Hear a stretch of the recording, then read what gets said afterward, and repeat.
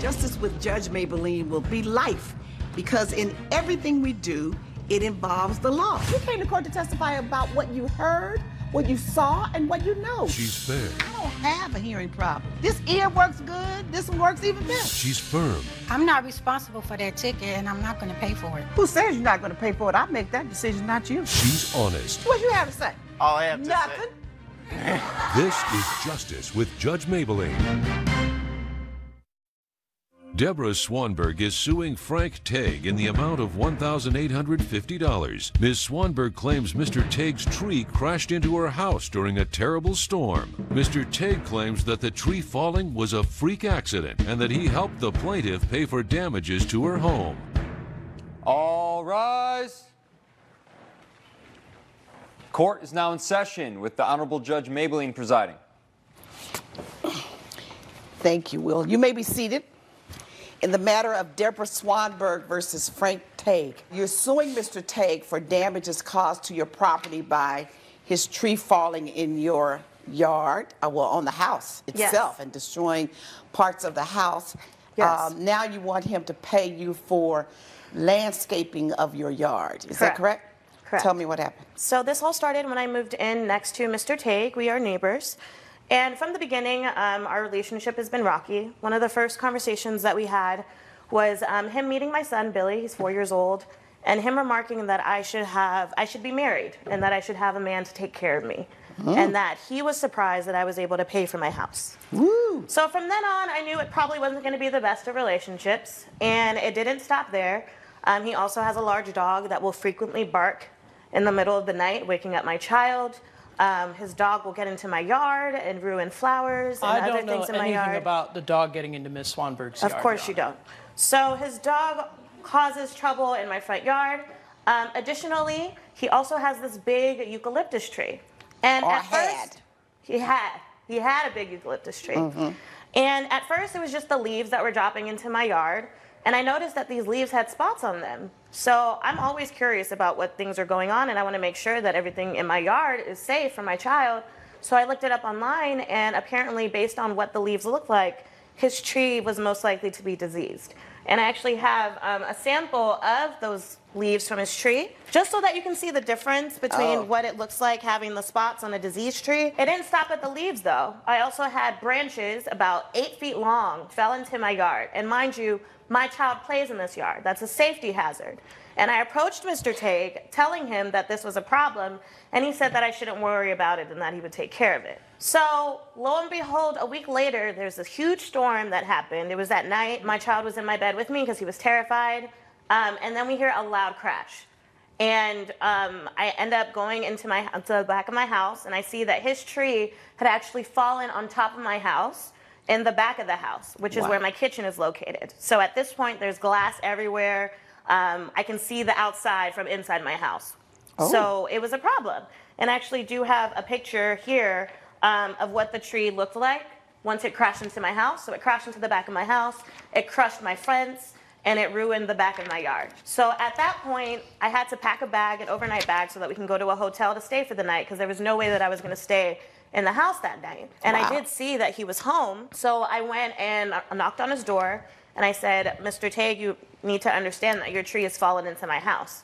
And he was shaken up, and he said that I should contact my home insurance, and that we would take care of it, because it was his tree that had damaged the back of my house. Okay.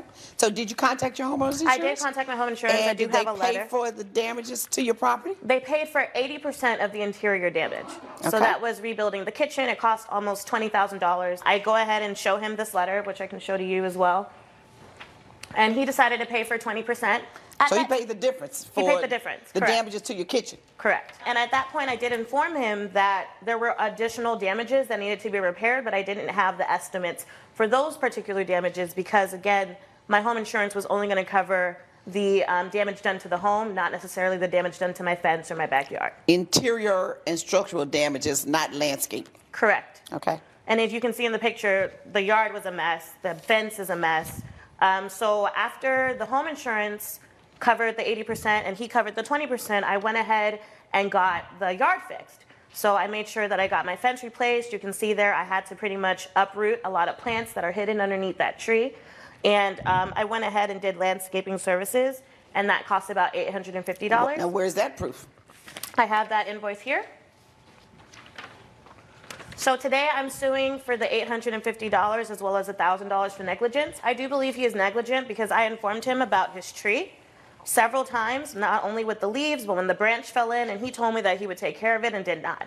And God forbid, I was in the kitchen eating dinner with my son when his tree fell down. That could have been a very bad scenario. Coming up on Justice with Judge Mablean. Did you know her? No, ma'am. Did you know how much money she earned? No, ma'am. How did you know she didn't earn an income that more than 3 earners earn? I jumped to a conclusion, Your Honor. Yeah, a real negative conclusion. And later, The capacity to me was maybe close to 200. What do you mean to you, maybe? The room has a big old sign. I didn't see a sign. Oh, my goodness. What kind of promoter are you?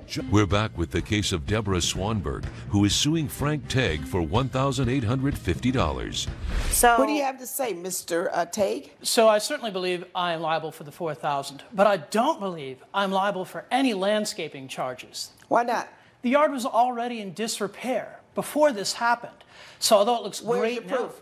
my apologies, Your Honor, I do not have that proof. You don't have to apologize to me. It's your case. Point taken. You said it was already in bad shape. But you also said I owe her because I realized that it was my tree that caused the damage to her yard and to her house. I misspoke. I meant only for the damage to the Oh, no, you house. can't take it back in my court. You spoke. You should have thought about it before you spoke, but you spoke. It's out now. I heard it. Those were your words, not mine. So if you know and recognize that you're liable or you're responsible for the damages to her property, which was her kitchen and her landscape, now why you don't want to finish up, you're saying that the tree didn't cause the damage to the fence? The tree did cause damage to the fence. Okay, so why did you repair the fence? The fence is in the original insurance estimate, Your Honor. No, the fence, she said, the insurance said structural and interior damage only. My understanding was that the tree's damage to the fence and to the house is part of the insurance claim. According to this, your invoice is not for the fence. It says cleanup of the lawn, new grass being planted, and new plants. So I suppose he's correct that your fence was paid for by your homeowner's insurance. Is that right? that is correct. Okay. So now we're talking about cleanup of the old lawn. Correct. You mean because that when the tree fell into your yard, no one cleaned this I had to up? be responsible for that. You had to pay to clean this up? Yes. Okay, so why aren't you responsible for the clearing of all of this? I was only aware that she was charging me to fix the lawn and the Part of the lawn $1,000 is of clearing damage. the It lawn. says removal and cleanup of the lawn, plus planting new grass, plus new plants. She had plants under here, did she not? Yes, she did. Okay. And the grass is damaged. Part of the grass is damaged where all of this stuff from the tree.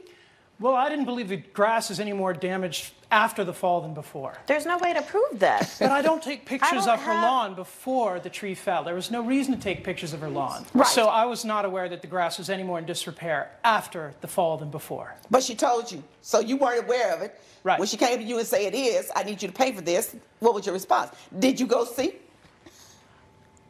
Only through my part of the yard. I didn't want to trespass. The relationship was How you already becoming... trespassing if she's telling you there's damage to my property caused by your tree and I want you to pay for it, so you have a right to go see?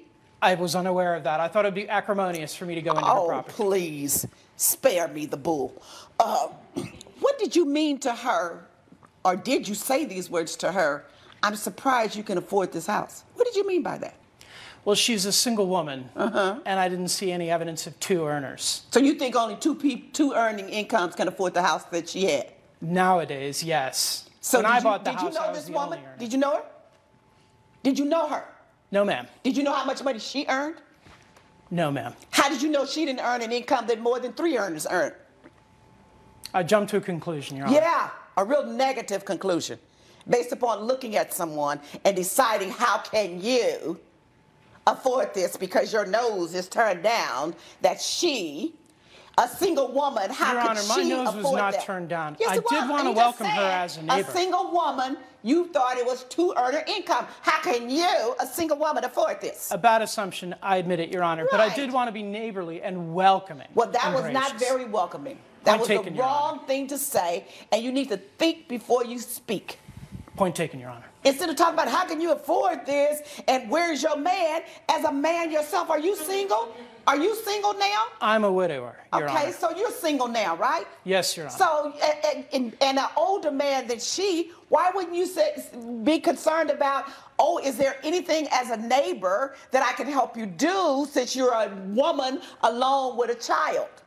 That's the neighborly thing. I did offer to have my sister come by and babysit. Okay. If she needed a babysitter. Well, that's good. I'm glad to hear that. But how you gonna offer your sister to babysit? Because my sister, you know what? Here's what it is. my sister took care of my children when my wife died. I understand that, She's but you have to have respect for women. You can't order your sister's services for her. Oh, my sister loves children, Your Honor. Okay. Now that was a neighborly thing to do. Yes, Your Honor. All right? Thank you. But think before you speak, because you could cause the greatest, arguments over stuff like that. So all of this was an act of God in terms of the tree falling, except you had noticed prior to that there was something wrong with your tree, and you didn't do it. The least you can do is investigate and perhaps make sure that there's nothing wrong. Well, I was calling the tree trimmer to come and trim the tree, Your Honor, and I felt that would alleviate the situation. Right. Was to have the trees But now trimmed. you see that it was even worse. So, but if you owe for the beginning, you owe for the end. You got to take it all the way through. So, yes, judgment for the plaintiff for the landscaping, $850. Not the $1,000. You already got compensated for that. $850 for you to complete getting your yard back together. Judgment for the plaintiff. Thank you. All rise. Judge Mablean has ruled in favor of the plaintiff. The defendant has been ordered to pay $850. I hope you like your new yard. It sure looks a lot better than the old one. It's a shame I had to take it this far, but we still have to be neighbors, so I hope we can get past this. Coming up. The capacity to me was maybe close to 200. What do you mean to you, maybe? The room has been on sign. I didn't see a sign. Oh, my goodness. What kind of promoter are you? Jameen Dean is suing Darnell Bryant in the amount of $600. Ms. Dean claims she hired Mr. Bryant to promote her fashion show for kids, but only 30% of the room was filled the day of the show. Mr. Bryant claims he did his job, but says people didn't show up because it was the same time as a church revival, and others left early because the show was boring. Jameen Dean versus Darnell Bryant, you said that you hired him to promote your fashion show, or kids' fashion show, yes, and he didn't do such a good job, and now you want your money back. That is correct, Your Honor. Okay, tell me what happened. All right, Your Honor. So I've been holding an event each year, Fashion for Literacy, for the past 7 years. And with that event, I have children walking down the runway. So this year I decided to take a seat back a little bit, wanted to move forward and have someone else promote the event. The banquet hall is for rent out with $1,700 with a capacity of 300 people. I went around and I said, okay, well, who can I get to this event? I asked many friends and people recommended Darnell. So he went ahead and assured me that this was the easiest pie. This is something he's always done before. We made an agreement, we sat down and we stated with the contract that he was to bring 50% of the sales or 50% of the people to the event. And that would be a total of 150 people. Mm-hmm. That is correct, Your Honor. So the day of the event, I'm there. And I noticed not too many people there, but of course, it's Sunday, some people may run late. So I'm backstage, I'm getting ready, making sure my kids are in order. I go ahead and look out, and I'm telling you, I could probably count on 2 hands, almost, I'm exaggerating, of how many people there were. At the end of the event, we probably had a total of maybe 90 people, which 22 of them I brought. So I go ahead and I call him afterwards. I say, you know what? According to our contract, you were to bring 50% of the people there, 150 people, so now I would like my money. Let me see the contract. Did you make that kind of promise? I told her I can basically deliver. Did you promise to deliver 50%? I sure did. All right. So did you deliver? Yes. I mean, I delivered up to the closest. So if she says it was only 90, you say you brought your 50%, that should have been 150. So you said it was 150 people. You can't count or she can't count. What's up? Coming up. The capacity to me was maybe close to 200. What do you mean to you, maybe? The room has been on sign. I didn't see a sign. Oh, my goodness. What kind of promoter are you? We're back with the case of Jameen Dean, who is suing Darnell Bryant for breach of contract. There's a discrepancy in the amount of people and the amount of seats capacity for the room that was available. Okay, what's the discrepancy in the seating capacity? The capacity to me was maybe close to 200. What do you mean to you, maybe? The room has been on sign. You don't have to guess. I didn't see a sign. That's oh, my goodness.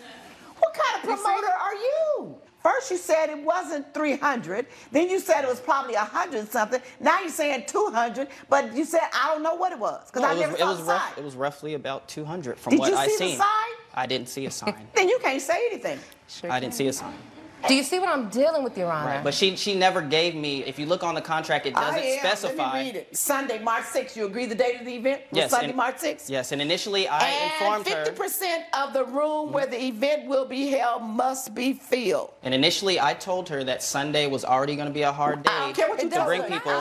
And she still was. Stop. And she was still willing. She was still willing to do it. Okay, if you told her Sunday was hard, well, why do you sign the contract and agree to do it? Well, because anyway? I knew that I could still deliver, and okay, which so I did on my part. Why didn't you? Okay, well, she gave me a flyer, in which I have here. I started promoting. I also went to church as well, because I have a big youth organization there, and they told me that there was a church revival on Sunday, in which I also informed her that we were going to lose maybe potentially a lot of numbers because there's a big church revival, which is like one of the largest church. That's just one of the organizations that I get my guests from, which it's a children's event. So with the youth being part of the church organization, that would be beneficial to her event.